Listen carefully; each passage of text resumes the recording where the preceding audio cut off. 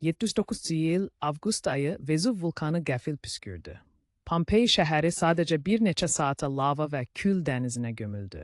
İnsanlar qaçmağı beləcə macal tapmadı. Min illər sonra arxeologlar bu şəhəri yenidən aşkar etdilər və insan bədənləri külün içində heykəl kimi donmuş vəziyyətdə tapıldı. Atlantida haqqında ilk dəfə qədim Yunan filosofu Platon danışmışdı. O bu şəhəri bilgə və gücün mərkəzi adlandırmışdı. Bəzi alimlər onun okean altında qaldığını, bəziləri isə ümumiyyətlə mövcud olmadığını deyir.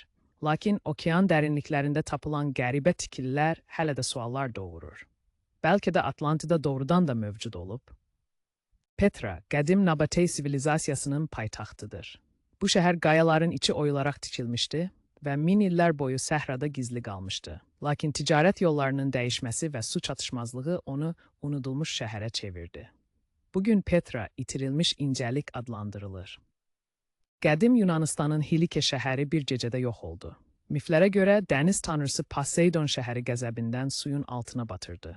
Sonralar arxeologlar dəniz dibində Hilikenin qalıqlarını tapdılar. Zəlzələ və tsunami birləşərək şəhəri tarixdən sildi. Çatalhöyük təxminən 9000 il əvvəl mövcud olmuşdu. Bu şəhərdə küçələr yox idi. İnsanlar evlərin damları ilə hərəkət edirdilər. Qəfil dəyişən iqlim, qıtlıq və sosial çöküş onu tərk edilmiş şəhərə çevirdi.